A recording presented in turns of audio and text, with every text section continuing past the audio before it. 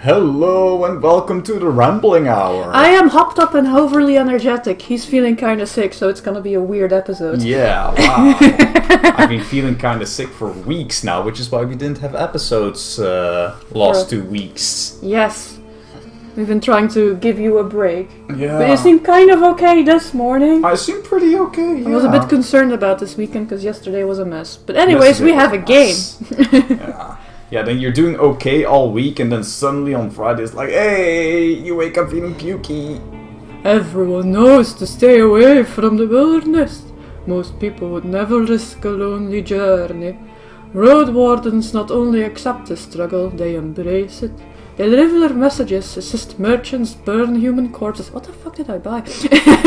And if possible, get rid of the beasts and highwaymen. They live on the road, die young or retire early.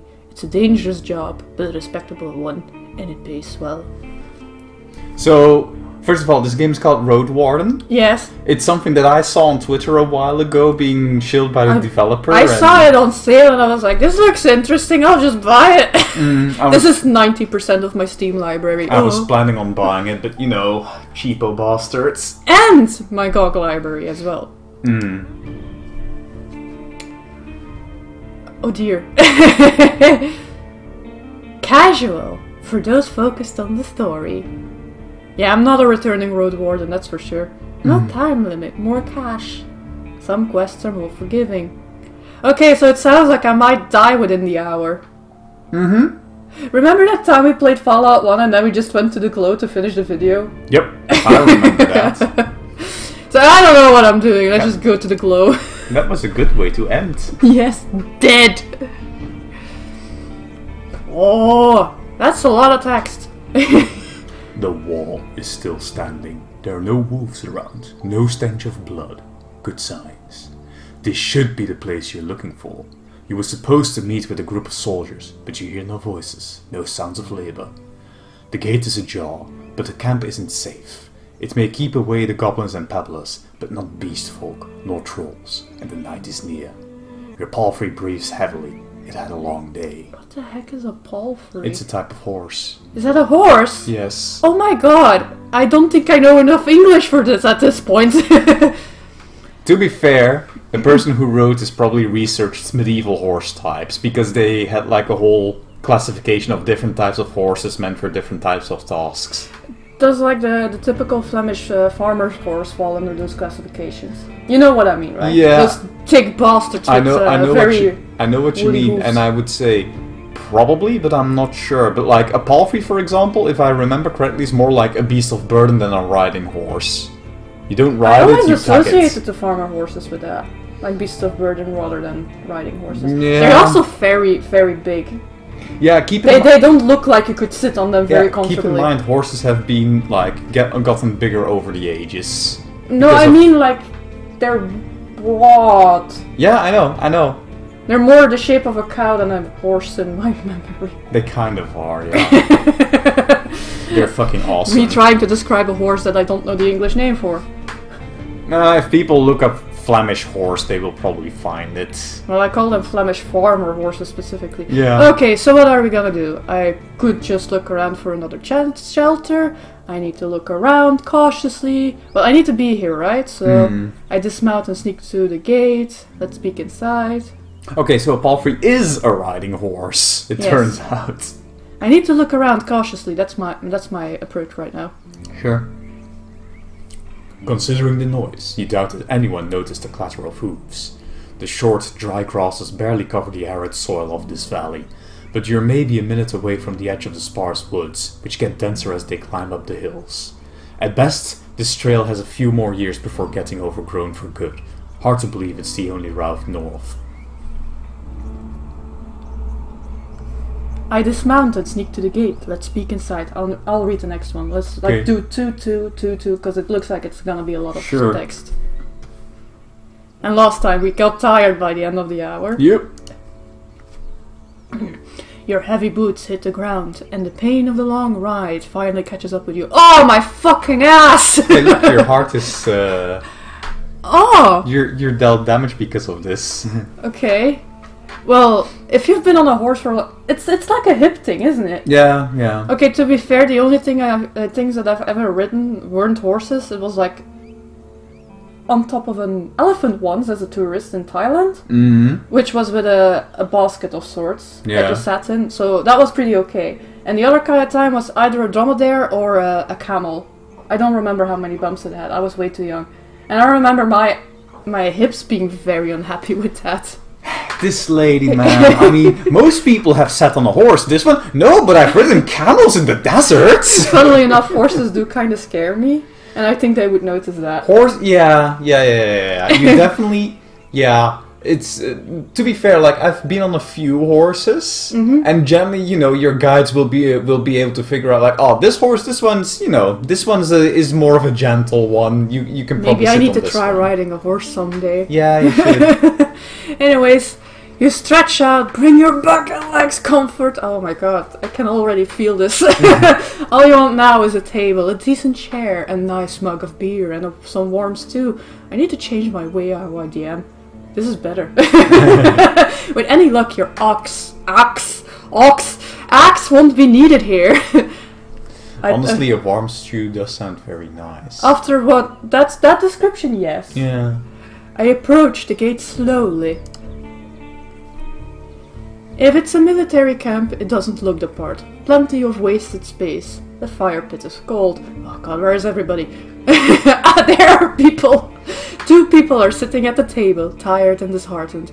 They're looking in different directions, paying no attention to one another. One of them is holding a cup. Having tea, I guess. Or something. After a moment, you notice the quiet humming. You recognize the melody of a light-hearted drinking song from the city harbor. They don't look like much of a threat. I can enter. It takes them a few breaths to glance in your direction. The first person greets you with a wave of his hand. There are bags under his eyes, his beard is messy. Despite his simple shirt, he's wearing durable, decent boots. A mace with a head covered in iron hangs at his side, but he doesn't reach for it. I take a look at the second soul. Just like you, she's wearing a gambesson, but hers is a bit loose, as if she took it off a corpse. Her head is shaven, as if she's protecting herself from flesh-eating bugs. Her eyes are wary, yet kind. She smiles. Considering the squad was sent here half a year ago, these 2 surely look the part. Though there should be more of them. 8, you believe. I ask them about their lieutenant. Let's break the ice, shall we? Yeah. You wonder how to phrase your question. Friendly, playful. This does not seem like the moment for a joke.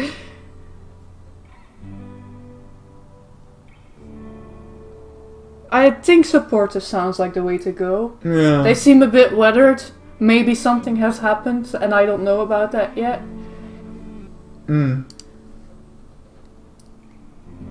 I was hoping to meet with your lieutenant. Could we talk for a bit? The woman lets out a loud sigh, dusts off her gambeson, and steps toward you. She pays little attention to the sword at her side. We most definitely can, you and I. Though holding this rank is still somewhat new to me. Are you a messenger? Did you lose your mount? She observes you with curiosity. Or are you looking for help? I'm your new Roadwarden. My horse is waiting outside. Really? The shoulder in the shirt leans forward. That explains how you got here in one piece all by yourself. Better bring your beast here, adds the lieutenant. We have no hay, but I bet it dreams of dropping its saddle. A long pause. I'm Tulia, by the way. She reaches out her hand. I shake her hand. I'm... Ooh. You can give a name. Am I a Not dude? Leto. I'm not gonna be Luto. I want to be Gideon today. Okay. You see that I have like a certain set of names that keep coming back in all of my writing, right? Yeah. Gideon is one of my favorites. Yeah. I bet if we ever have a son, you'll want to call him Gideon. Maybe not. No? Because I do agree with the idea that you have of like maybe going back to older names and seeing what's there, right? Yeah. Well, Gideon is not a very modern name, I think. But there's a lot of options out there. Yeah. If we ever go for children, we'll see. I have a massive problem with names for kids. Yeah, you want to call him Leopold, for fuck's sake. No. You're going a bit short there. So, if I had kids, I'd want to give them names that are, a bit stately, carry some gravitas, not be another Tom or Timmy or whatever. Yeah. Yeah, exactly. I don't want my kids to have names like that. In my childhood, my best friend was a Tim, but things went wrong with puberty. Yeah. But either way, so, there's a couple of older stately names that I'm quite fond of, but one that I'm particularly fond of, unfortunately, is a Belgian you cannot use. And it's Leopold. For obvious reasons, you can't use that one. Anyways, meanwhile, the story. Her grasp is confident, the shake is light. Just keep your horse away from the tents. She steps away. We don't need to smell its dung. Well, fair enough. There is one issue. The shoulder in the shirt also rises to his feet. We have no tent to spare. You'll have to use a blanket or something. No problem, I enjoy observing the stars. You walk through the gate. Your mount looks around and snorts anxiously. Not many humans could ride a horse. It's not only taller than you, but also bulky, as heavy as it is strong. You can get in the saddle within a single breath, but most people wouldn't know where to even begin. From every side, it's a wall of flesh. Horses were brought to the Dragonwoods from the conquests in the south. They can trot for a long time, but won't outrun some of the local monsters. Your palfrey needs you to survive, but without it, you too would be lost. It's my only companion here. I wanted to feel at ease. It takes a few steps towards you, scolding you with another snort. You scratch the bottom of its neck with strength and confidence, just the way he likes it. Humans see useful animals and even pets as monsters in disguise. Getting emotionally attached to them is believed to lead humans to their doom. But you know that horses need companionship. I speak to it gently and lead it to the camp. This description sounded like a cow-shaped horse. I'm awful at describing animals, can you tell? Let's Google palfreys while we're at it. Yeah. It might actually look exactly what I'm expecting, to be honest, because this is sounding more and more like one of those big burden horses. Yeah. You end up next to the fire pit. Removing the saddle makes the horse nicker with relief. Is that nickering? I know that word as whinnying, but Yeah, I'm not sure what I would imagine with nicker. I'm gonna learn English from this game. I should definitely play this some more. Or at least some writing style. I like it a lot. A small horse with a smooth ambling gait, popular in the Middle Ages with nobles and women for riding. So... Not what we were expecting, but here we are! I mean, it can still be taller. I mean, a horse is easily taller than you, but still, like... Interesting. You take a couple of minutes to examine its back just in case. While the riding equipment is not heavy for such a strong animal, with enough time it starts to shave. You wish it had something better to eat than the shabby grass. You should look for an inn. I need to unpack. You haven't brought that many things, and you lost one of the sacks while fleeing the Crimson Corpse Eaters. Well, that sounds like zombies! Worst of all, you have no rope left. But maybe the soldiers should share one. Shouldn't cost more than a dragon bone. Aside from the travel set, you own a few valuable possessions, essential for your trade. I have to say, the fact that they make character creation immediately involved with the scenario is pretty cool. Can you imagine how hard that is? Like when I was starting the D&D sessions, I borrowed one of our friends' methods of asking a lot of questions to like try and get people settled into the world. But it would almost be better if I could have pulled this off, but I can't. Yeah. And the thing is, you immediately pin your characters into a role with this. Yes. And that's only gonna work with like a person-to-person storytelling, I think. Or like a very small party, not like if you're already with 5 people, it's gonna be a bit much. Yeah. even with 4 people, sometimes I'm like, I don't know what's happening. And the funny part is, like, last time we had a session, they were already role-playing amongst each other as well, without me noticing while I was trying to handle another situation. Then you just have to let them do it. It's like... I thought I hadn't noticed that on the notice board there were notices for ladies of the night. But they had on their own. I mean, honey, you're playing with a bunch of dudes. Yeah, but still, it was a lot of papers. Yeah, but to sort through. Dudes will see an invitation for legs and they will go, oh! Anyways, here's my options. Fighters. I spent my savings on decent combat equipment. I have a fine gambeson, an axe made of steel, and a reliable crossbow with quarrels.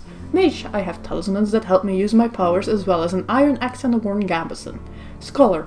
I carry writing instruments and alchemical ingredients, as well as an iron axe, a worn gambeson, and a healing potion.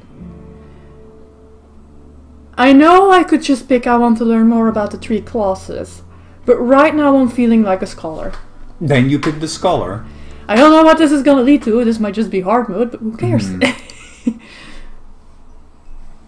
You unpack and inspect your belongings. Your water skin isn't pierced, the spare clothes are still there. Just in case, you take a look at your wooden bowl and mug, your cape, tinderbox, bandages, food rations, knife, nothing special or too cumbersome.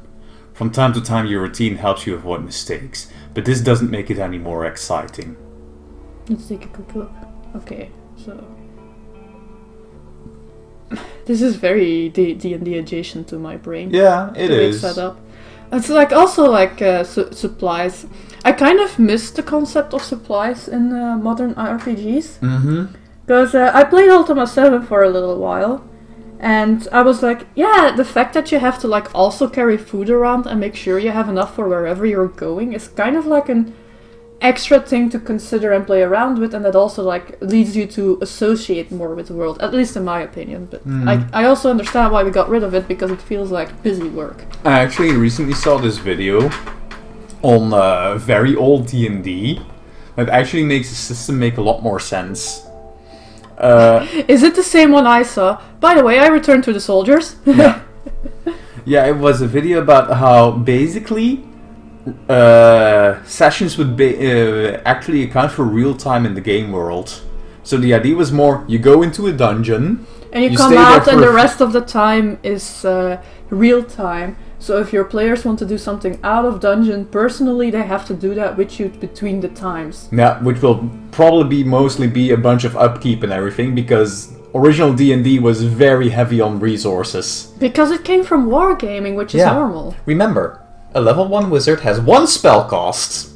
It can fire magic missile once, and then it's like, yep, that's it for me. Okay, they're at the table again, observing your beast and chatting between themselves. Your stomach growls at the sight of them eating out of wooden bowls. One more bowl was put at the previously unused end of the table. You can sit down on a tree log.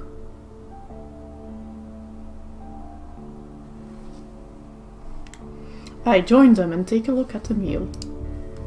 It's called gruel, the meal eaten in times of hardship. This specific bowl is filled with water, hog millet, some strange-looking cereals, and blueberries. What is hog millet? I believe millet is like that fat that is substituted for butter. You remember when we went to that one very Flemish restaurant and we had... Right! I thought that was disgusting in taste, but that's because I'm not used to it. I think that's millet. I'm not entirely sure. You can Google it while I continue reading. Yes, it's a lot of reading anyway. Welcoming you with a meal, even a humble one, is beyond their duty. Soldiers live with and for their companions, constantly on the move from one part of the realm to another, making sacrifices to protect their group as they face dozens of hideous creatures. Their lives are filled with discipline, hardship, and camaraderie. Roadwardens, on the other hand, learn how to work by themselves. They seldom engage in open combat, patrolling the same roads for years. They help the settlements stay in touch, but also maintain commerce, settle down, and forge friendships. When there are no laws to follow, they use their own judgment. Different responsibilities, different lifestyles.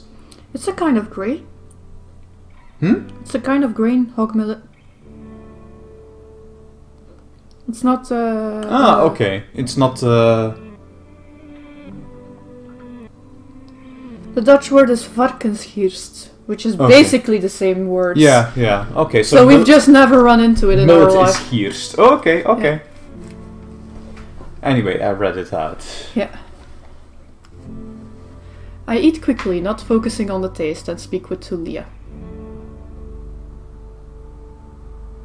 Yeah, that's normal. Starvation won't allow you to restore vitality while resting. She's focused and chooses her words carefully. She looks away only when she gathers her thoughts. I'm afraid I can tell you less than I would like to, and less than I should. She nods towards the other soldier. As you can see, there's not a lot of us left. At the beginning of summer there were 8 of us, including our previous lieutenant. 5 are dead, 1 has run away in tears. We're also strangers in this land, and as her companion. Ooh, this sounds like it's a disaster, kind of. Yep. Any piece of information may help me do my job. The man leans forward, his legs shake nervously. He sounds like a kid asking a bar to sing one more story, tell a joke, or do a magic trick. Whatever it takes to escape from boredom. His untrimmed beard hides a much younger face than you originally thought. What did the officials tell you? I expect not that much. No soul governs these lands. I share what I consider to be relevant. They're in shit anyway, so might as well try to be kind to them, right? Mm-hmm. You tell the soldier how little guidance you've received. Yeah, I don't know shit either. Since this area is too far away from Hovlavan. This sounds like a very northern name. Makes me think of Scandinavia. To keep it under control, you were warned that it's untamed and unknown. Who knows how many villages, bandits or monsters may be found in these unmapped hills and forests. From time to time, new people come here to look for boundless opportunities. Most of them never return. Do they turn into walking corpses, or find what they're looking for? No soul could tell me, so I was looking for your guidance. The lieutenant drinks from her cups, and crosses her legs, ankle on knee. Seeing her chair makes you doubt she'll ever find a comfortable position. Where should we start? Oh my god, so many options! Yeah.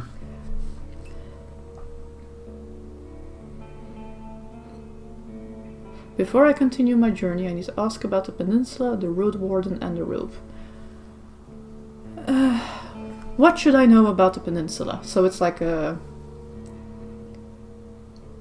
It's like Spain. Kinda, yeah. As a landmass. It is a landmass that is only tied to another landmass on one side. Yes. Like Saudi Arabia and stuff is also a peninsula, right? I guess that is a peninsula, yeah. It's a bit more difficult, that one, but Spain is a very obvious one. Yeah. I'll tell you what I know and you'll be the judge, says the lieutenant. How long did it take you to get here from the city?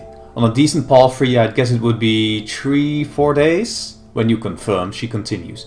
From here you can reach the coast in about a day, as long as you don't make any stops. Do you know the situation? Why no ships can get here? You nod.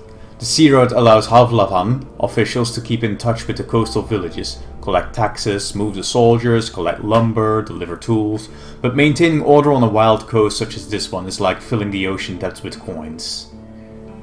Because of the rocks, you can hardly stop a ship 5 miles from the shore, and boats can't get much closer. She nods. I don't know much about fishing, but there's not that many people living on by the shore, and they don't crave to stay in touch with the city folk. As she pauses, her companion carries on. No soul from the north ever came to the camp, but when we traveled to the roadside inn, Pelt of the North, they're happy to trade and to play dice. Why not just stay at one of the settlements? The man clears his throat. I mean, you know. We're to guard this road, this camp is our post, and, well... He turns towards Tulia, she lowers her voice. Don't take it the wrong way, Gideon, but, are you a devout soul? Okay, am I a believer? Like most city folk, I believe that people should unite their strength to overcome the threats of nature and dark magic. Everyone will be judged for both good and evil deeds. I'm part of the United Church. That sounds a bit... For my usual field, that sounds a bit egocentric. Especially considering that it sounds like a harsh world. Yeah, it does.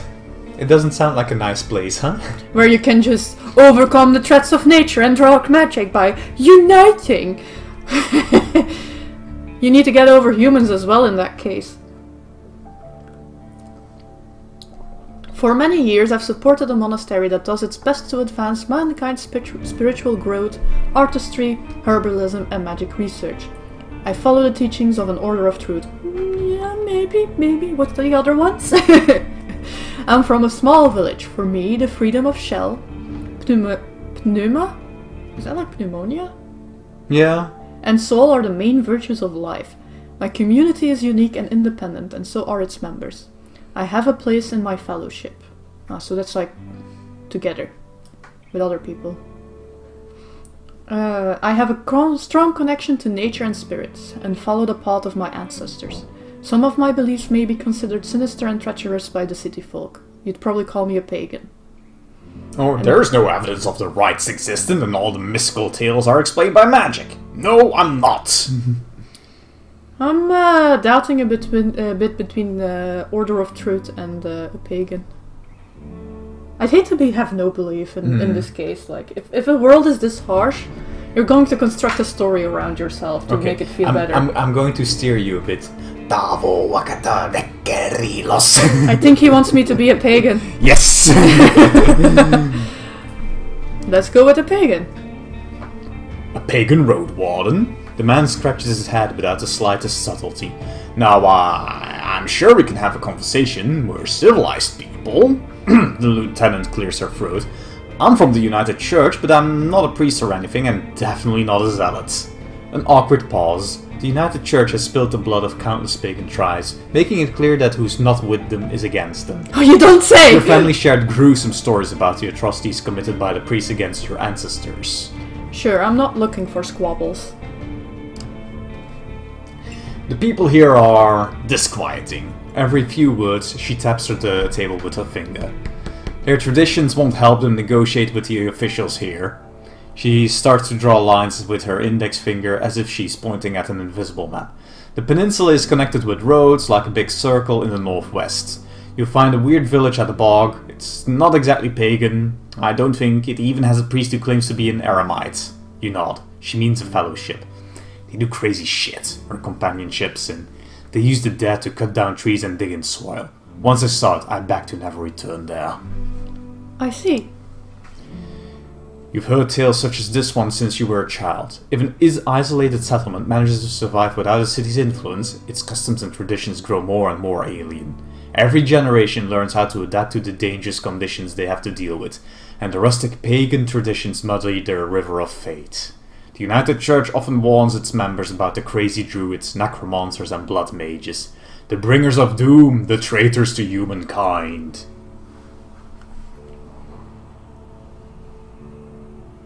Were you able to speak with these necromancers?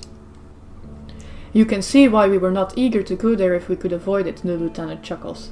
Maybe they'll be more welcoming to a road warden. The roads are dangerous, with little to no shelters. People may to your help. The man in the shirt turns a bit and points a finger to the northwest. If you're heading to the undead village, you'll get to an inn first, and soon. Tulia nods. Belt of the North is a safe place. You can talk with the innkeep or the guards. Ask them about the roads. And how about the east? She stares off across the camp. Hard to tell, we went there only once. There are hills, forests, rivers. We saw a tunnel sculpted in leaves and branches, but we didn't enter it. Wilderness all around. Any monster worth mentioning? Anything that could catch my mount? We saw all sorts of beasts. The man starts to count on his fingers. Goblins, treants, cats, large and small, runners, howlers, wolves, spiked boars, mouflon eaters, griffins. But we managed to stay away. Funnily enough, all those names are kind of evocative. Some could catch up with most mounts. Tulia glances at her companion. Though a palfrey should be fine. The trees are so tall that the flying creatures keep to the coast and mountains. There's not that many humans around, and the animals are busy fighting among themselves. They fight more for food and territory. The soldier cracks his knuckles. Don't provoke them and ride fast, just count on luck. I can't crack my knuckles. Me neither. I kind of prefer people not to do that. I actually don't like that sound. I used to be able to do it a little bit when I was a teenager, but it seems to have gone away. And also rings make it difficult. Yeah. That's all I need to know. She nods. I'm afraid we can't do more for you. Any ideas what happened to the previous Roadwarden? Tulia takes a deep breath. Aren't you a bit late for a rescue mission? We haven't heard from him for almost half a year. The soldiers speak for a bit between themselves, trying to get their story straight. They confirm that he had stopped by their camp a few times, but stopped showing up at all in early summer. The bearded soldier starts to scratch the table with the tip of his knife without looking at you. I don't remember his voice. Always busy, drowning in things to take care of. He would sit somewhere, sharpen his sword, fix his loud mail, clean clothes, write notes on that wax tablet of his. Yep, and leave at dawn. Unlike us, Asteria never gets bored. Tulia lets out a joyless chuckle. He's secretive, but some of the locals speak about him warmly. Maybe he just doesn't like us. Sounds like you're not sure if he's dead or not. If anyone knows, they won't tell us. Maybe someone is keeping him in a basement. The man carved with passion. We haven't seen him or his saurian. Something ate him, I bet. The officials have hired you, right? They don't expect him to return. Richer road wars often use four-legged, meat-eating saurians as their mounts. They have to be tamed and trained since they're hatching, but unlike horses can easily defend themselves from many monsters. At least your palfrey is fast and reliable and won't suddenly sink its teeth into an innocent passerby. Yeah, I don't think I want that thing either then. Do you know what he was looking for? Maybe he left you a message? Neither one of us had any insight into his dealing, says Tulia. My predecessor left me no clues. We also took a look at Asterian stuff. Wait! She raises her open palm. I almost forgot. She stands up and heads to a nearby tent. He has kids in a village near Hovlavan. I was planning to take all the things there. Pouch, second spear, decent bow, some potions. Quite a treasure. She glances at you, but I would much prefer to bring them the truth about their father. So, you want me to find out what happened to him in exchange for his stuff? Here's the catch. She dusts off the hilt of her sword. We've hired a messenger to ask the commanders for further orders. Since she hasn't returned and you know so nothing about her, she either ran away or something happened to her. She sighs with resignation. We are meant to stay here until fall. What do you think? Come see us, tell us what you've learned about the man, and we'll get back to Hovland together? And think about your real mission. You were planning to return to Hovland in the early fall anyway. If he's alive, I don't think he's going to be happy about me taking away all of his possessions. True, but he's considered dead. I doubt he'd begrudge you anything, and who knows, you may just find his shell lying on the roadside tomorrow. He wears mail, uses a spear mostly, maybe 5 feet tall, but stout, long red beard, short hair, pale face, rarely smiles. She glances at her companion, but after he adds nothing, she sits down and stretches out her leg. So find out what happened to him. Dead, alive, left. Just let me know. Okay. What happened to your squad? I'm actually more curious about that than a rope right now. The man shrugs. Bandits happened. And monsters. Strong band though, his companion chips in. When we got to this peninsula in spring, we saw some people living in this camp. The lieutenant decided to avoid it and look for an inn. We had to travel through the night for a bit. The bearded soldier scoffs and crosses his arms, but she carries on. If he had decided otherwise, we would all have died that day. The innkeeper explained that the camp is a trap, that the armed ones pretend to be soldiers. Stay there at night, lose everything you have. Sounds like slave hunters. Tulia sighs. Very much so. They killed some and took others away, who knows where. They were letting the northerners go, hoping to avoid their wrath. It kind of worked, adds the soldier. We asked them for help, but they refused. We had to clear the entire camp on our own, and that's why 3 of our people died. Don't exaggerate. It's not like the lieutenant didn't make a mistake. He wanted to get rid of them and take over their camp, but we didn't know our enemy well enough. We were outnumbered, and they had an ice mage among them. She looks at you. At least we cleared the road. Saved lives. You mentioned monsters as well. Nothing that would surprise you. Those of us who survived the skirmish were young, too inexperienced to spend the summer in this place without a good leader, and they didn't trust me. One of them got caught by a treant, another one ignored my orders to perform some sort of a ritual hunt, so Werebear tore her to pieces. The last one tried to act tough, didn't tell us that he had cut his hand while cleaning his gambazon. She lets out a ghastly chuckle. We had to cut it off, and he was so ashamed that he decided to walk north, find a new life, disappear. Idiots. What a colorful journey. The man tries to drink from his mug, but it's empty. I don't like either one of these answers, actually. I would basically say something like, you've done well, but what a great cost. That was a great cost. Either way, you've made this place safer. Barely. Tulia seems tired. And who knows if it was worth the lives and efforts. What was your squad's mission? Lieutenant looks into your eyes. You know, the usual. Making the road safe, keeping people alive. I explained that it might be important for me to know what they have tried to accomplish. I can't really tell you. Let's just say it would be nice to have a reliable outpost somewhere nearby. A place where you can always find a group of fighters willing to protect you in the name of the law. She tilts her head back. Now if you have any other questions...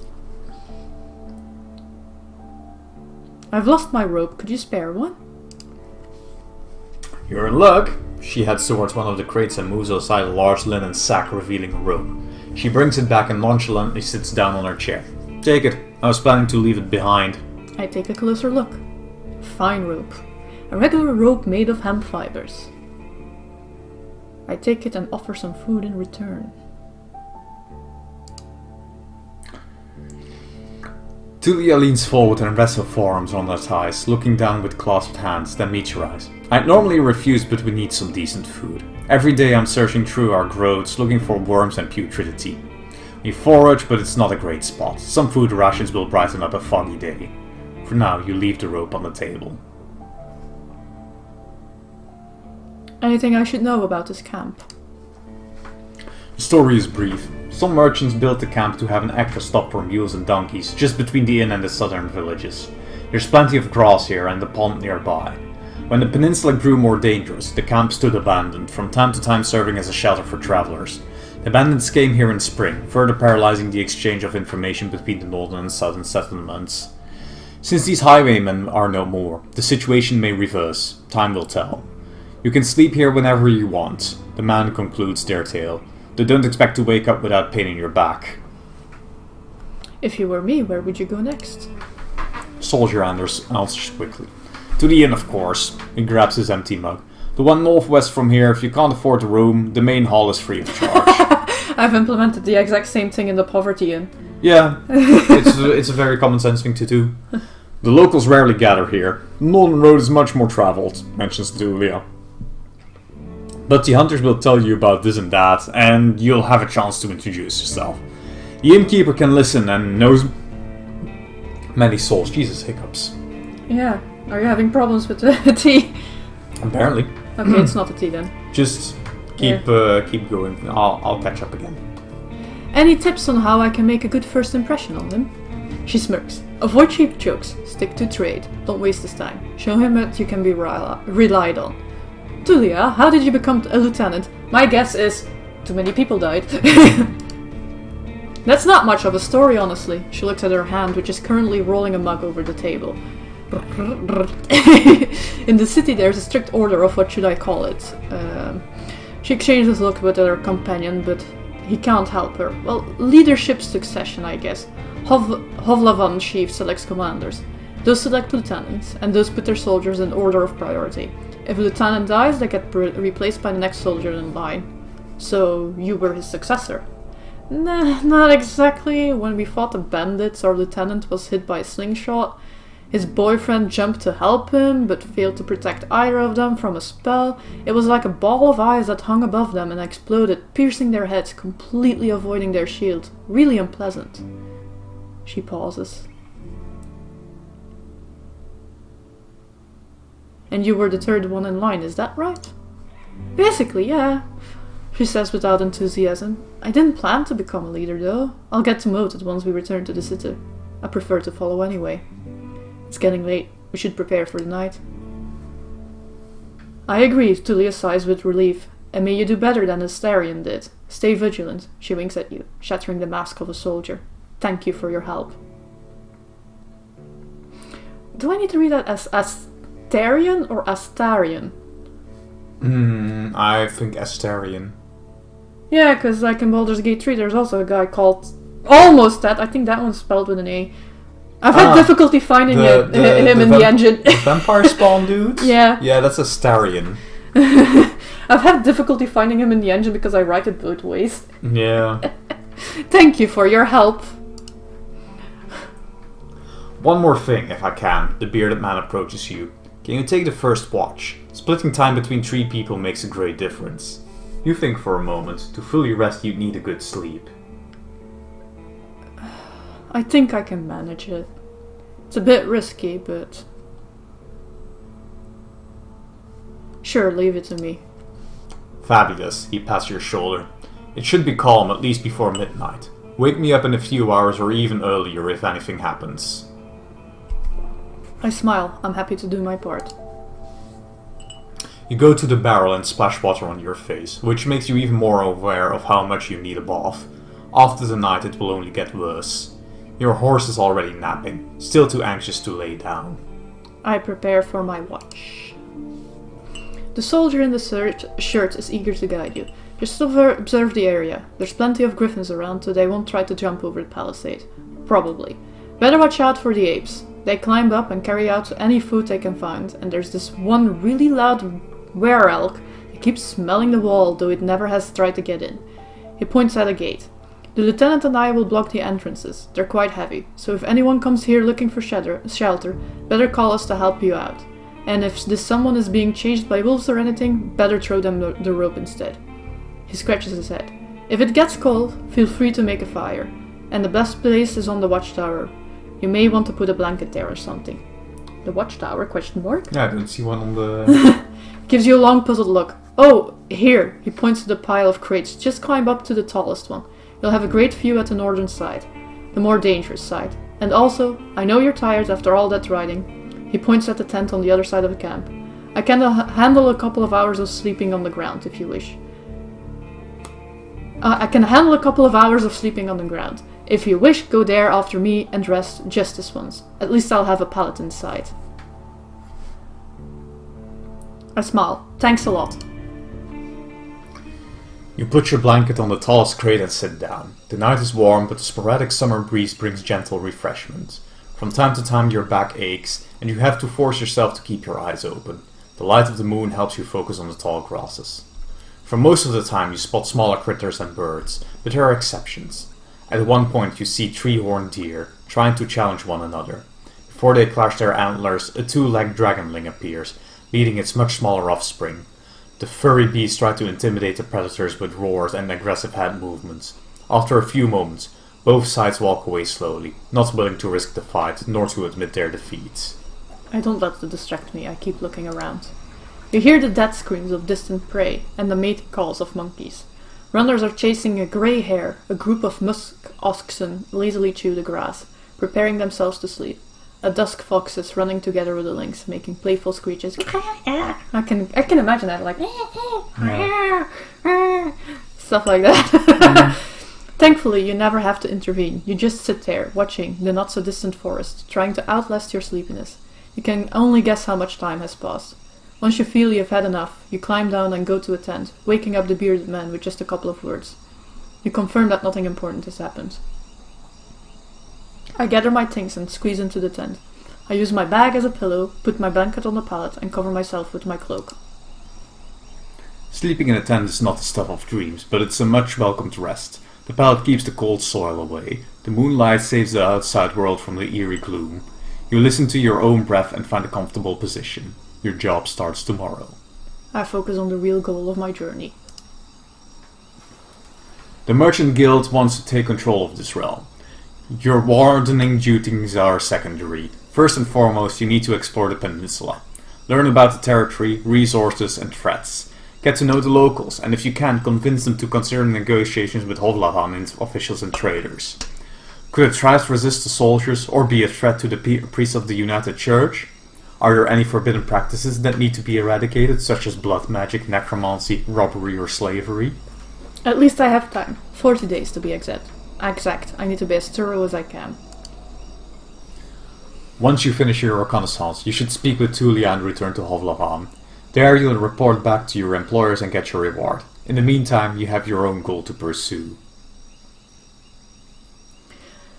Okay, several options. I need to gather some extra coins so I can help a person I care about. Ooh, is this like a personal story goal? Yes. I need to gather some extra coins so I can retire early and live in prosperity and safety. If I gather enough connections, I can among the local leaders, I'll use them to become a major player in the merchant guild. I want to be remembered as the soul who brought peace and order to this realm. A hero. Ooh, that's difficult. I just want to help people, make this region safer for the locals and newcomers alike. I need to find a new life for myself. I have a difficult past and I want it to be forgotten. Ooh, I like the lost too. Honestly, the Merchant Guild one for me is also like, I mean, that's a reasonable goal. Well, for me, it's this kind of is like a through line in my entire life. Like, I want to do well for people, but I don't want to be the leader of people. Generally.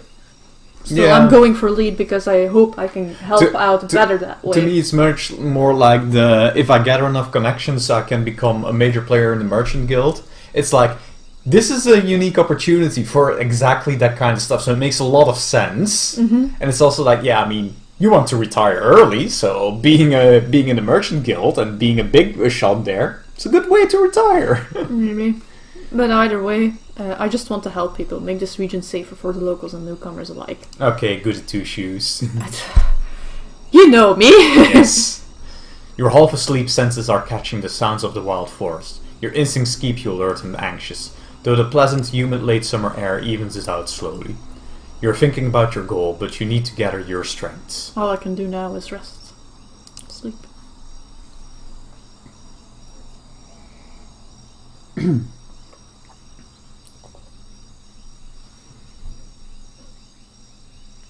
So it will do hunger, make me less clean.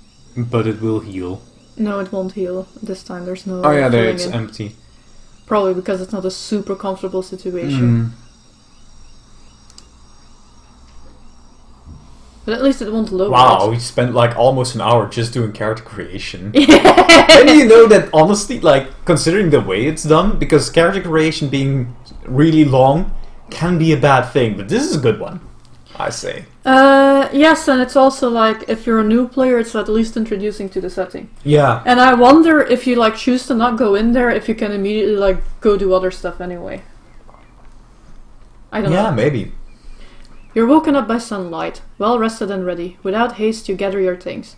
After only a couple of breaths, you notice a weird smell like a roast. No burning meat, burning rotten meat. Disgust crawls into your consciousness. You exit the tent. Your horse is looking around nervously.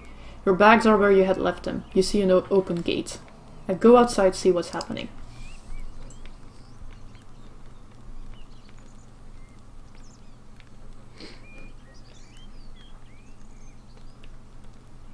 Right. Both soldiers are standing near a humble pyre.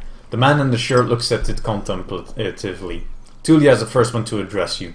Gideon, she greets you with a nod. We use the horse's manure for the flames, so don't worry about cleaning it up. You see a corpse among the flames. It's impossible to tell if it belongs to a male or female, but it was an adult. The burning process won't be over for a couple more hours. A traveler or an undead? Latter, a young one. She lacked a pneuma to understand that she couldn't get inside the camp without climbing. I stabbed her with a spear from a safe distance. She shifted weight. One more fog and she'd be a real threat. Even now it took a couple of hits to knock her down. Sooner or later, every human shell wakes up, gaining more strength with each soul it devours and each moment it spends in the fogs. Burning the dead is not just a religious practice, it's a necessity. Soldiers, priests, village mayors, even road wardens. Making a large pyre takes a lot of time, but it saves lives. Tulia calls this undead a she. Most Unites hesitate to do so. Time for me to leave. Running away from the Rika? I don't blame you. She walks with you for a few steps. Find us here if you need us, or if you hear what happened to Astarion. There's enough ground here for you to rest. Safe travels. These words make you stop. An old farewell mocked in a number of songs and tales. But you hear no scorn in Tulia's voice. You wonder how many acts of kindness like this one you're going to experience in the days to follow. Probably not many! She returns to the pyre. I prepare myself for the journey. You somehow miss the fact that your mount is already saddled and warmed up. You double check the equipment, but you don't need or fix anything. The soldiers were diligent. Normally, preparing any palfrey for a long journey takes a lot of time. You put on your gambazon and make sure that your axe is tightly attached to your belt. Then get in the saddle. The palfrey knickers, ready to leave. It's time for you to get to the crossroads, north from here. Yay! Travel! Travel towards forward to continue your journey. Once you're done with the north, speak with Tulia to return to Hovlavan. Okay, I think we finally made it to the game. Yeah.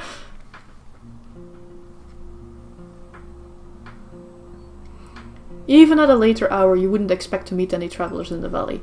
The warm summer breeze lures your mount forward, but the serene chirping of birds is quickly replaced by the distant screeches and gurgles coming further down the path. You soon find a pack of four-legged griffins. They are larger than foxes, pardon me, and merge the features of birds and furred beasts. Each one is of a different size, coat and colors, and their temperaments are just as varied. Their fronts are covered with vivid feathers, while their rears have darker fur. Their wings are massive, making them impressive jumpers, but they're too heavy to fly. About 24 beasts are yelling, brawling and chasing each other around, blocking your path. I consider my options. You can't enter the forest blindly. If these or other creatures were to chase after you, the thicket would be disastrous for your horse. There are reasons why travelers stay as close to the main roads as possible, and why adventurers move in groups. Usually the safest approach would be to stay where you are and just wait for the pack to get hungry. It may, however, take up to a couple of hours. You're thinking about your conversation with Tulia. You've got a lot to do, and time may be of the essence.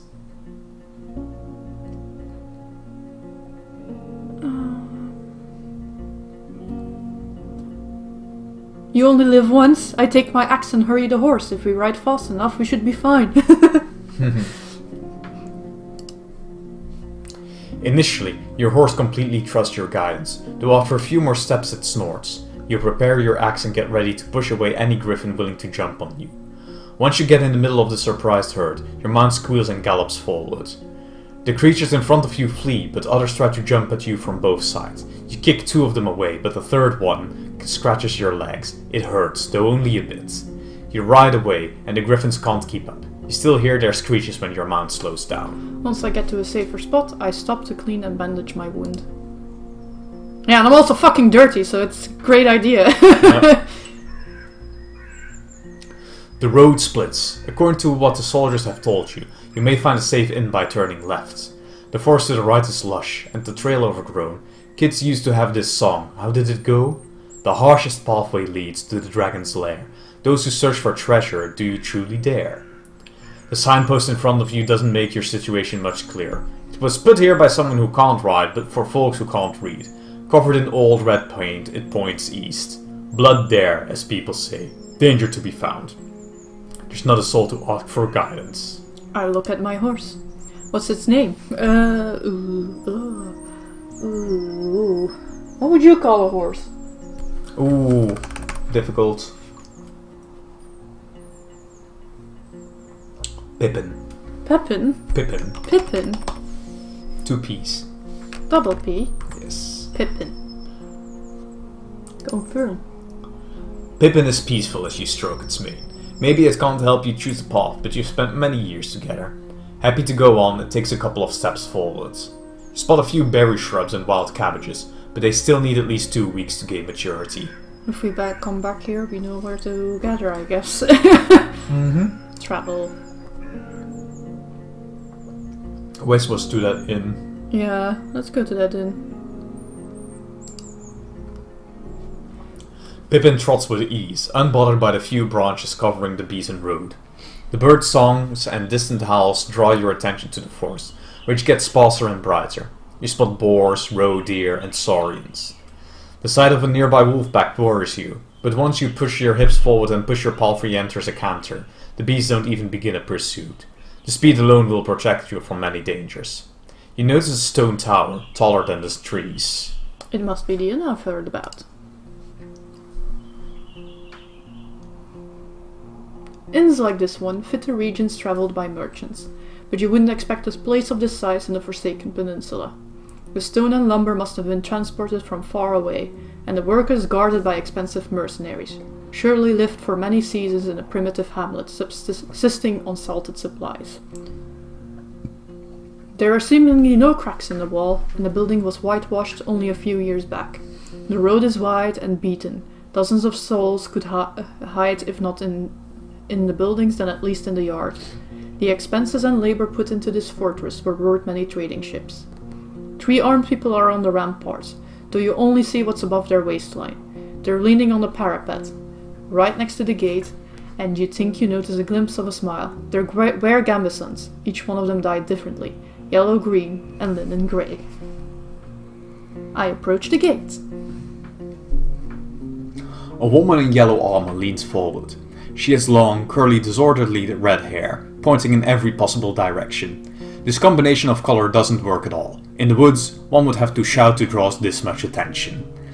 There's still a fair distance between the two of you, but she speaks loudly. I can't hear a horse for years now. I just said that it's weird to see such a large jackass, huh? Her voice is young and strong, with an accent that reminds you of the villages spread around Hovlavan. But no jackass would wear a saddle, I'd say. She exchanges a few words with a male guard wearing green, giving you time to move closer. Well, this one here says there really are donkey saddles. Say, traveler, how hard is it to ride a horse?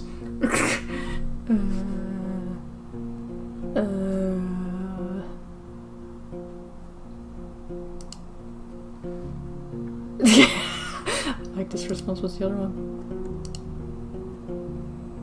I prefer this answer. I laugh. You wouldn't believe it. The lessons were a pain.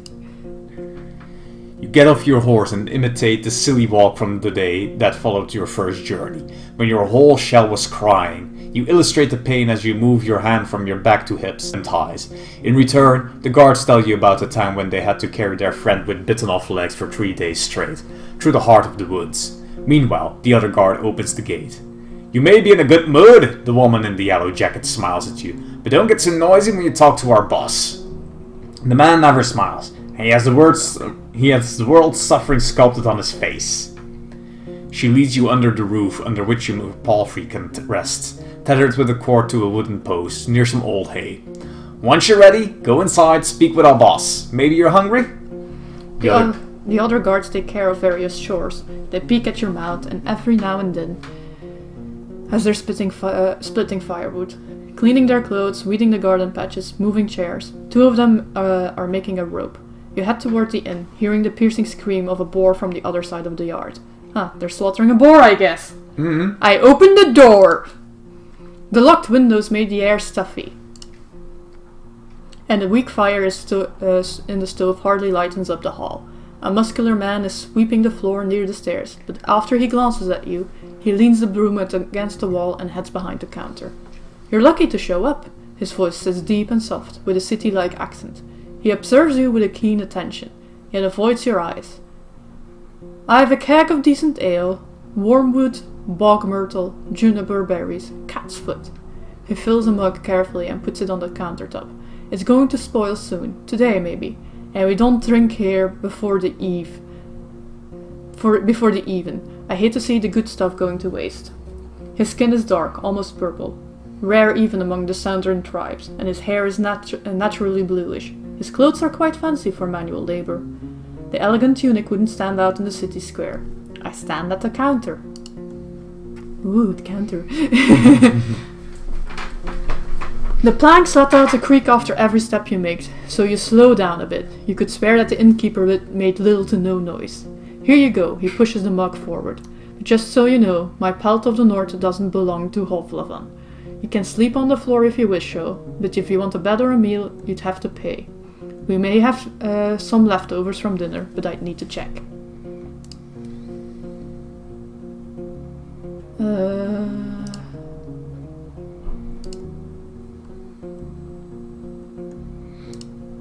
I won't stay here for long, I introduce myself. He nods and fills another mug, this time with water. I guess there's no point in waiting for Astarion then. I'm glad to see someone taking his place.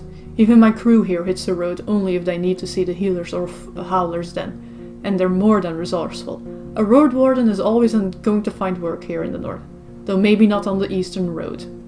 He takes a mouthful of water and drinks it with a pleased sigh. There are no guests here at the time, or hardly ever. I can take a short break. For a brief moment he meets your eyes. I drink the ale. The dark room and wooden walls of the mug make the liquid look as brown as a chestnut. The Leon spring hits your nose, and the first sip is even too complex, too flowery. While the brewer has used fancy ingredients, the exotic licorice ruins the aftertaste.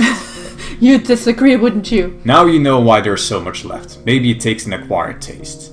The innkeeper nods. I was hoping to see someone willing to patrol the roads. Maybe you'll help me with a worrying thought I have. Which is? There are brigands in the woods. Our place is a stronghold, so I'm not afraid of an open strike, but they've gotten more active in the last 2 years. One day they may steal our furs, and I have no doubt they're the reason why merchants come here only once. Having bandits around gets expensive. He rubs his hands together, camouflaging his paws. I want you to reach Howler's Dell, northwest from here. It's the largest settlement around. I'm sure you'll get there sooner or later. Ask Thais the Major about Glossia, that bloodthirsty wolf of a woman. I've heard rumors about a raid in the north. If Glossia is ready to break the truce with the locals, I'm willing to join forces with them to get rid of her band. He looks at the nearby dragon bone. Not too difficult, right? Just do it when you have a chance. A couple of days won't make much of a difference. I'll pay you 2 coins when you get back with the news. Fine?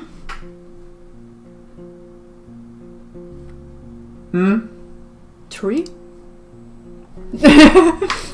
He nods with a smile. What else do you need?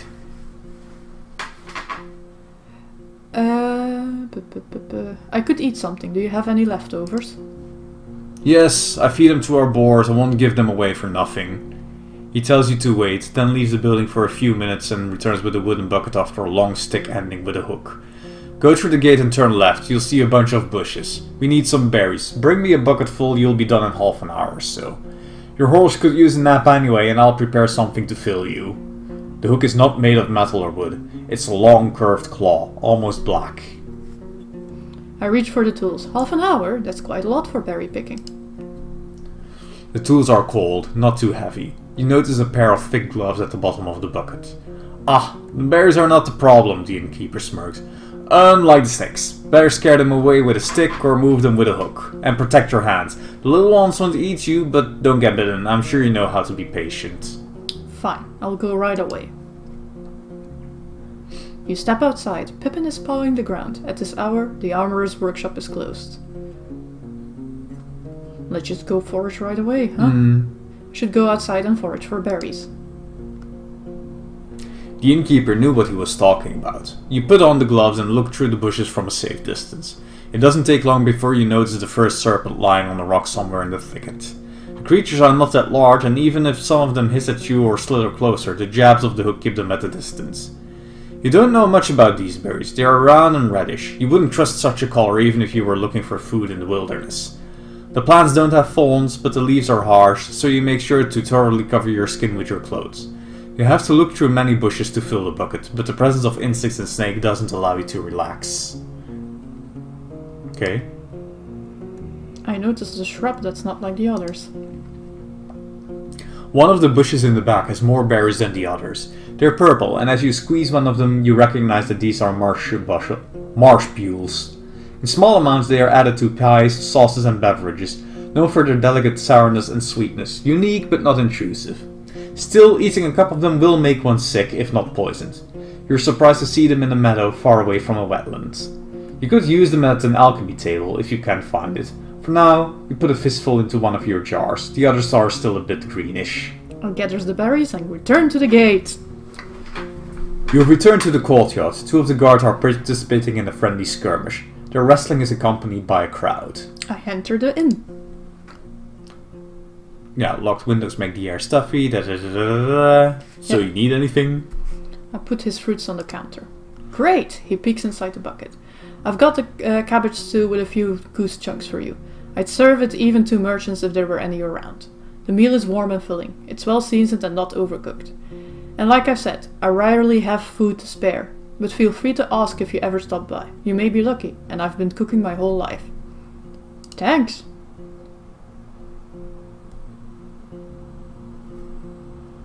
And how did that old hook of mine work out for you? I see you still have your hands. I give him the hook. I'm fine. He takes the tools from you and nods. Need anything else? I'm looking for Astarion, the previous Roadwarden. Is it like evening already? Are you now? He goes to the table and invites you to sit down with him. I don't think I'm going to be much help. He rests his elbow on the table top and grunts quietly to clear his throat. But I do want you to find him, so... When asked about his intentions, he measures his words. Astarion and I made a risky deal. Well, a very promising one. Last time he was here, he took 50 coins. My half of the investment. He knocks on the table with a fist, anxiously. If you get my coin, or at least find out what happened to the guy, I'll make sure you won't be disappointed after bringing me the news. Could it be that Astarion stole the coins and ran away? He looks at the window and starts to play with a shutter. I just think Astarion ain't the kind of soul that would do that, such a thing. For him it wasn't much of a fortune. I'd risk saying he had earned my trust, not only mine, you know. It's easy for a Roadwarden to make connections. He always had places to go, things to take care of. He rubs the table with his stump, as if trying to clean an invisible stain. I've asked travelers. I've sent a couple of my pals to find him. No real news.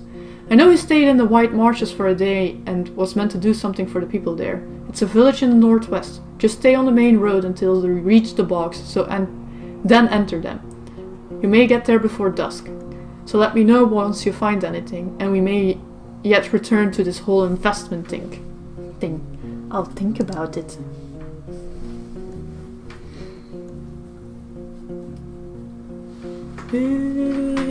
Any rumors worth sharing?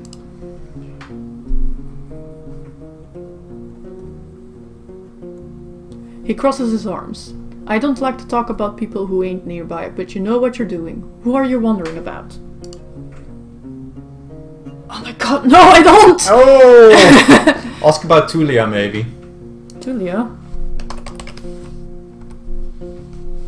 I ain't seen Tulia in quite some time. Since her squad vanished in the fog, she's been careful. Glad to know she's still alive. She's too inexperienced to lead others to battle, I think. He shrugs. Like most people, she needs to follow others. But she already knows that. There's nothing worse than a fighter too stupid to limit their ambitions. Let's change the topic. Yeah, does my archive have like the names in? Yeah. Then any names will show up. And since they're bold, you can find them easily. Yeah. It seems that the archive is only the current dialogue. Or, no, it's just very limited. Yeah. Anyway, we've been at it for an hour now, haven't we? Yeah. Okay. So, what do you think? I like it a lot, to be honest. I'm definitely curious to see where this goes. Yeah. On my play, but I'm already getting dragged into Disco Elysium now. Finish Disco Elysium first. This isn't going anywhere. No, I know, but it's like, why are all these games so fucking long? I'm very much having fun with the writing style. It's direct enough without... I'm a bit jealous of it, but it's probably because I've gotten a bit self-conscious after trying to write myself for a while. Yeah. Hey, you're doing okay. Yes. The act of creation is a lot more important than doing it well. Especially when it's all first draft. Oh yes! Oh yes, especially that. I'd be curious if I actually made it to a finished first draft. Yeah. I'm well on my way. You're well on your way indeed. How many pages now? 50 pages almost. 50 pages. Hey, there's a lot of people who never write that much on one thing in their lives. Yeah, I've tried like 4 or 5 times in my life so far. This is the first time I've gotten this far. Partially because I've managed to get a simple concept that... Well, simple.